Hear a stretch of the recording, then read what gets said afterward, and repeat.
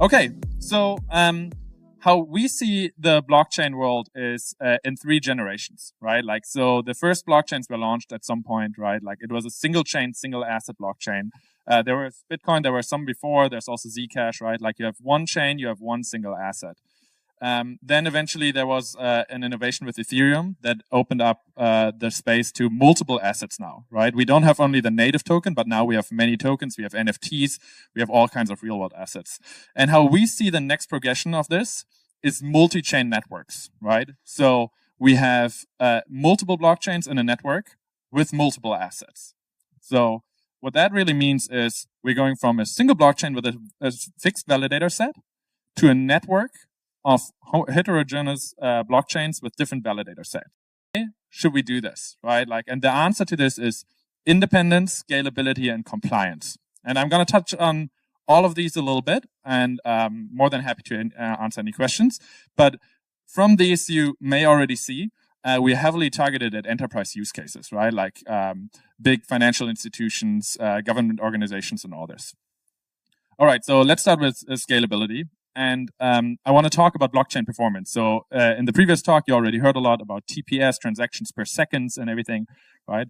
And when we think about the performance of a blockchain, I want you to go with this very simple analogy of a highway, right?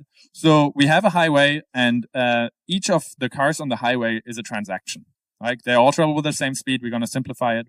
And what does it mean to enter a highway? It means in our wallet, we're clicking send. And we exit the highway when this transaction is finalized on chain, right? Like this is written to the chain. It will never change again. We are finalized now, right? So this is our very simple kind of thought model here. We're going to stick around in my presentation. And we have 2 metrics here. And it can get very, very tricky when you enter the space because they seem very similar, but they're actually very, very different. The one is time to finality. I click in the wallet. How long does it take until the blockchain confirms that my transaction is finalized, right? Like this time is completely independent of how many transactions my system can process, right? TPS, right? Transactions per second means how many cars can enter the highway at some point. It doesn't have anything to do with how long the cars are going to be on that highway, right? This is very important. And when we think about a blockchain, this mental model really helps and really makes us understand that these, can be very, very different. And when we build a blockchain, right, it's kind of like, what kind of highway do we want to build? So let's imagine we want to go from Munich to Berlin, right? What we want to build is a highway that goes the most direct route, right? Doesn't take any detours and has a decent number of lanes, right? What we don't want to build is a single lane highway going through the middle of nowhere, passing through Paris. And it takes forever. It gets easily congested because it's only a single lane, right? So if we look at blockchain systems out there, we see Bitcoin is from a performance point of view, and we're just talking about performance, not about decentralization or anything else, right? Just the performance is a single lane highway that takes incredibly long, 60 minutes and easily congested. I think 7 TPS to go. So very limited use case. Ethereum is better, right? Takes only 15 minutes, but still not an incredibly high throughput because they are having 700,000 validators, right? Like, so they have to take compromises. Avalanche has around 2,500 transactions per second, right? The throughput, and a finality of below a second. So we could be happy with that, right? But if we think about 2,500 transactions per second is nothing. If we want to bring something like NASDAQ on chain, if we want to bring many of the interactions we have today and where we trust systems in the Web2 world to chain, we will need a lot more, right? And now is the question, what are we going to do? Are we going to try to build that highway wider and wider and eventually even sacrifice some of our time to finality? And we at Avalanche think that we're not going to have a single chain anyway, eventually, but we will have a heterogeneous network of blockchains. So what does that mean, right? So we have subnets. The first one is pretty easy. It's a primary network, right? We take all the Avalanche validators, they validate a blockchain. That's a primary network. We have one blockchain, fair enough. But what we're going to do now is we're going to take a subset of the nodes of the Avalanche network, and they're going to validate a different blockchain completely independent of the primary network. And then we're going to do the same thing again, right?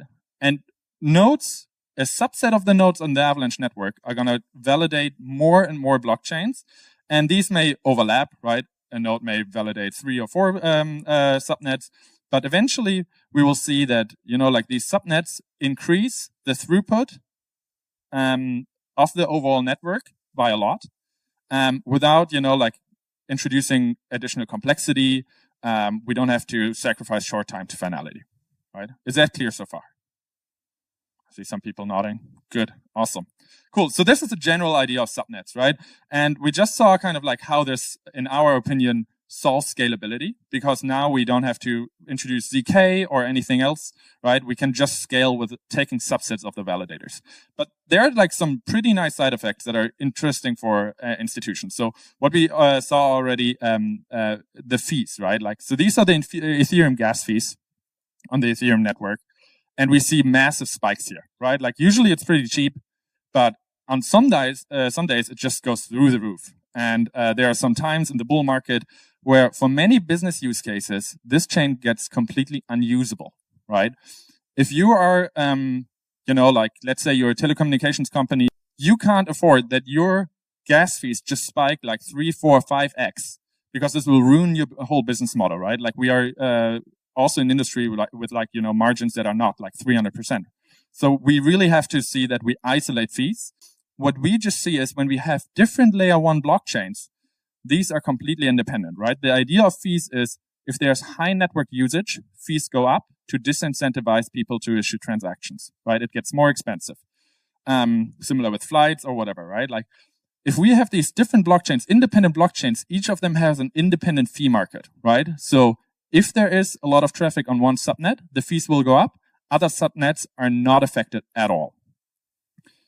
But also we have customizability, right? So let's think like we have a highway, but we also want to have, like something where people can travel with a boat or with a train, right? While it's technically possible to build this all on one, highway, dig out one lane, fill it with water, put on some tracks, it gets very, very tricky, right? It is much, much easier to make these customizations in independent systems, right?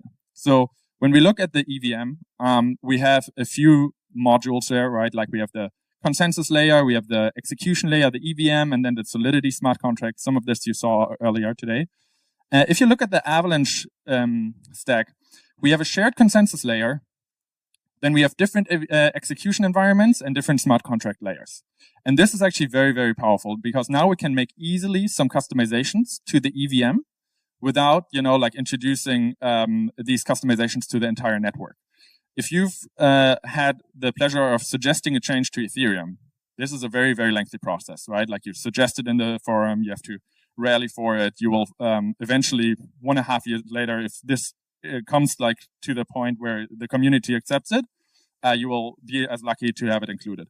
However, it's always a compromise between the entire participants of the chain, right? Like because it will have to benefit everyone. If you're an institution, if you launch your own chain, you can do whatever you want with the virtual machine here. But it's even more powerful, right? Like we can see that we are completely VM agnostic. We heard some questions about the EVM earlier. Pretty good stab at the first virtual machine, I would say. There are definitely improvements, right? So we have a team, for example, if you're familiar with Aptos and Sui, they're building a Move VM in the Avalanche network. So on the same level, it's an interoperable chain in the Avalanche network running a completely different virtual machine. We could also see, actually, I would love to see a team actually building a Solana VM or some other VM because we think just the diversity of VMs is a really great strength for our network. And we already are having an internal team building actually a WASM VM where you can write programs in Rust. And then the last part, especially relevant for governments and institutions, is permissioning. And I want to be very clear, this is completely optional, right? We can do permissioning on many levels, validators, smart contract deployers, and users.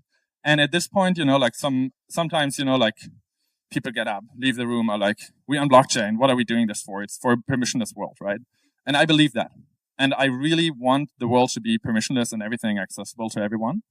However, the reality is many of the financial institutions we see today, many of the governments, they completely act in hiding. So I'd rather see them on a public, auditable blockchain with permissioning than in a completely closed off system. And we think this is a good stepping stone to a future where we have, a lot more accountability, right? So what does validator mean, right? Like for some applications, let's say in the European Union, if you want to work with health data or whatever, you can't store this data outside of the European Union. So you can, for your subnet, permission the validators to all be in the European Union. And therefore you can be compliant, right? This is the first one. Another one is that you can permission who can interact with your blockchain, right? Who can deploy a smart contract. If you are a financial institution and you launch your institutional blockchain, you want to be very, very sure that not a random user is coming along and is deploying Tornado Cash to your chain, right? You can get in very, very, very big trouble. So also, if required, as I said, also completely optional, you can also require your users to go through some kind of KYC process to interact with your chain, right? And this way, I think we can enable many, many enterprises to, even now with a lot of regulatory, the situation is unclear, to stay compliant, move on chain, and then eventually open up as soon as the regulation kicks in. Yeah.